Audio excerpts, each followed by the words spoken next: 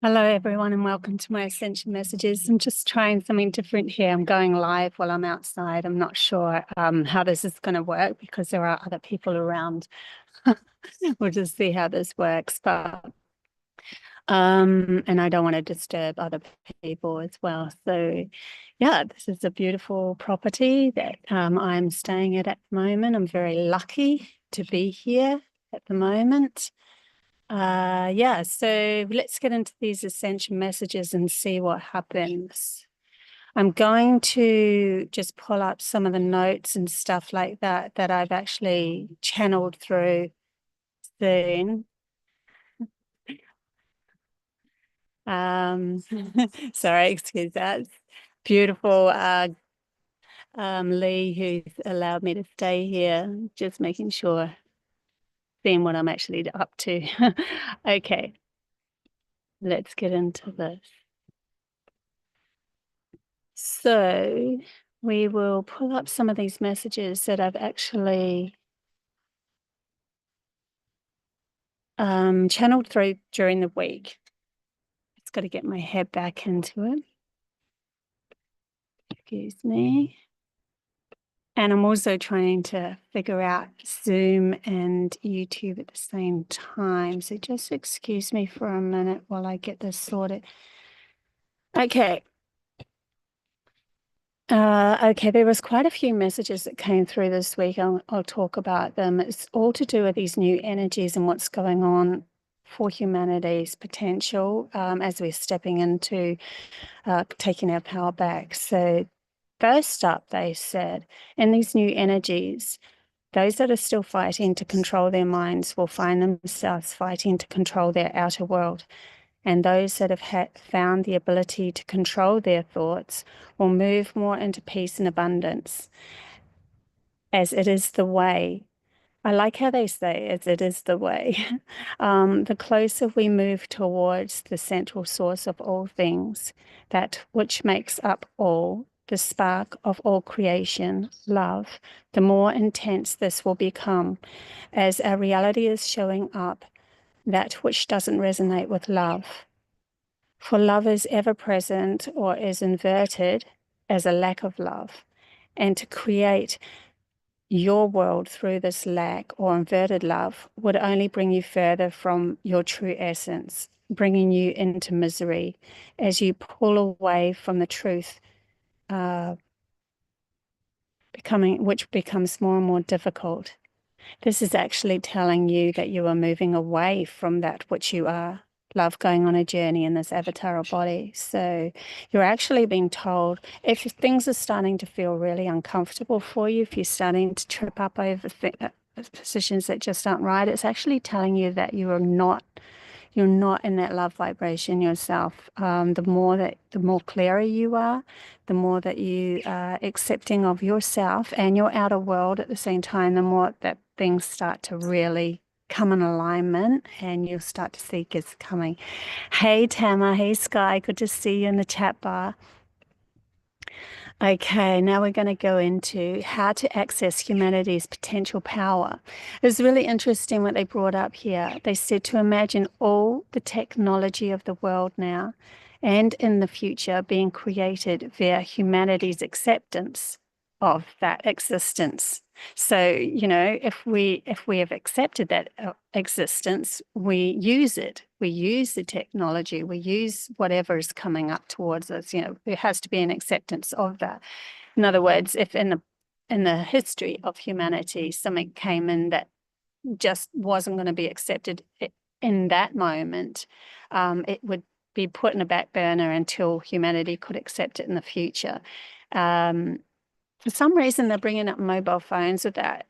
For some reason, they're saying that was actually, that could have come into our reality a lot sooner, but humanity wasn't ready to accept it. So that's interesting. They said, now tune in to realize that acceptance, using that word as a noun kind of thing, has had to come first from you, and therefore all created outside of humanity must first live within humanity. So our potential is already residing within us because it was the acceptance to begin with that created the outer technology.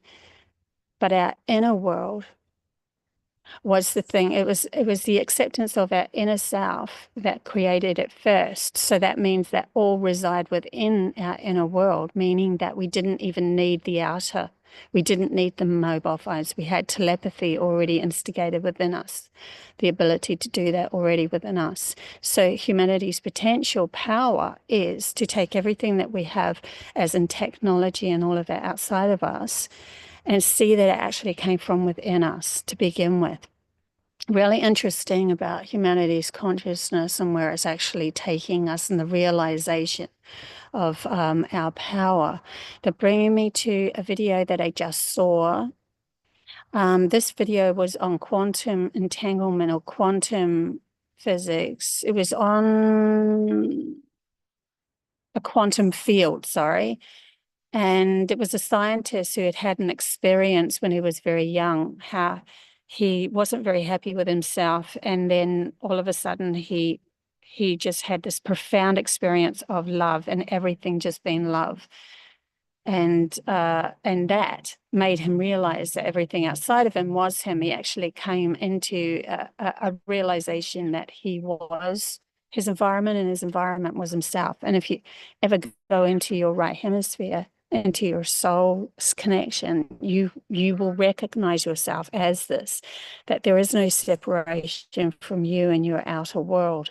And it makes a big difference to the fact that taking responsibility for all of your thoughts as you go along this journey and realizing there's no more pointing the finger at somebody else, that they are just reflecting back your own sabotaged mind, if it is a negative thing that's coming back at you. Then they said when humanity accepts their inner world as just as powerful as their outer world, then they can work to bring this back, bring back this lost magic held within the DNA of those families, those whose families was the witches or the wizards turned into scientists because alchemy forgot about their inner world. So it's funny how they wrote that. Wizards turned into scientists because alchemy forgot their inner world.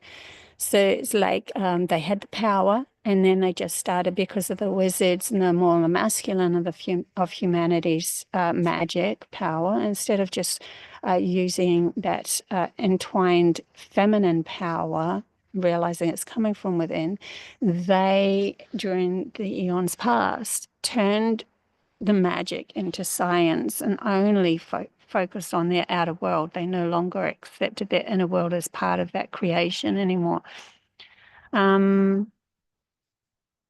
Then they said, when you finally let go of your future, what your future looks like, and live in the moment, you will be rewarded for the love you feel in this moment and bring any desired future into this present situation.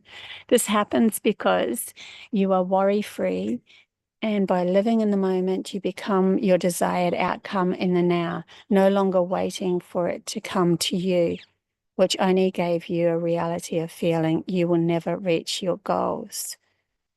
Freedom comes from dealing with all of your shadows so that you may face all enemies without resistance, gifting you the ability to see beyond their limited programming and tap into your infinite potential. So yeah, and then they were talking about coming together isn't just your masculine and feminine sides. I like this one. It's not just your right and left hemisphere. They were bringing this up a lot with me. They're like, okay, so you've got the masculine and feminine side that you're trying to bring together, your right and left hemispheres, your inner and outer world. They said, but it also encapsulates your etheric and physical worlds, and even more than that, your awoken world and your dream world. And that was interesting, because then I started to get this download of this is where the magic can be taught in your dream world. When your soul is free to discover and remember more, then you will remember more when you are awake and choose what you want to ground, bring in your valuable wisdom, not yet known in this physical existence.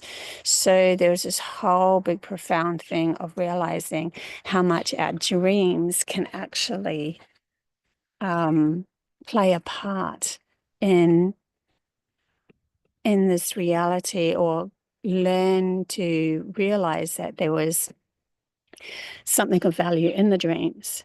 So the dreams become more awoken. Your dreams become more, what is it, when you can take control of your dreams more, lucid dreaming. You become more lucid within your dreaming. So now you have the ability to maneuver your soul to what you actually want to find the wisdom of. And so if you have a problem in this world, in the awoken world, when you're in the state of awareness, in the beta state of awareness, when you're in the alpha state, or the theta or the delta state, you could go deeper into your consciousness, which is then allowing your soul to travel further and gain wisdom of problems that you have in your waking world, and see other opportunities and value. So you're never really caught in the awoken world again by a limitation, by somebody pulling the wool over your eyes and controlling you and that sort of thing.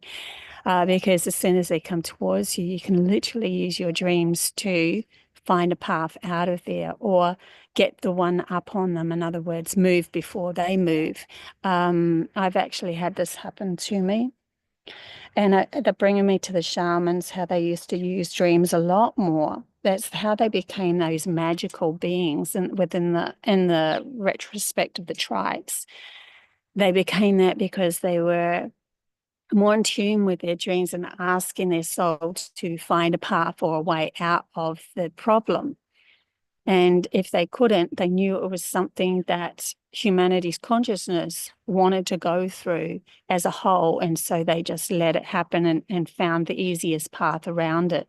But we can even find through our dreams where plants are growing, where what we can, eat and that sort of thing. If we were hungry, or medicines or that sort of thing, we can use our dreams to discover the energy alignment that you actually are in at the moment. Is it moving towards the direction that you want it to move towards? Or are your dreams showing up that you are stuck? Are your dreams showing up that you're out of control? Out of control dreams are often like you're in a car and the brakes are failing, or that sort of thing. Yeah, so there's all this different ways of looking at things when we're empowered. We're not just susceptible to disempowerment or victimization because that's what we were told by our TVs or news or whatever. And we start to realize there's just so much more in this world that we can use to our advantage to follow through with and create the reality, the desired reality that we want. But of course, first, to create the desired reality that you want, you have to start to become in tune with it. What do you want? One of the first questions I ask is, what do I actually want in my world? Where am I actually going? Because if you're just like wandering around in this woken world, not really knowing where you're going, but you don't like that, and you don't like that, and you don't like that, what all you're doing is focusing in on what you don't like, which is bringing more to you, because you haven't set a path for you to go towards your desired outcome. You haven't even held it in your imagination. So how can you hold it in your frequency to actually align yourself with that specific outcome in the end? Yeah, so it's just a whole different way of looking at things. Isn't it beautiful, Sky? It's just a beautiful place here. I can't believe just how beautiful it is out here. There's like, I don't know if you can see it, but no, I don't think you can see it, but there's actually in the distance here, rose quartz crystal in the garden. And there's Buddhas everywhere. I'll see if I can show you this Buddha over here. I'll take you for a little walk, but it's going to be a bit blurry and sunny. So yeah, maybe not. Look at this, just beautiful. Yeah, it's blurry because I've got the it's set on a different Yeah, to make the background blurry. But yeah, thought I'd take you for a little walk. Maybe I'll do that one day. I'll go live on YouTube and take you for a walk around these gardens. Are just magnificent. So, so lucky. Yeah. The- the- My dream world is right in front of me right now.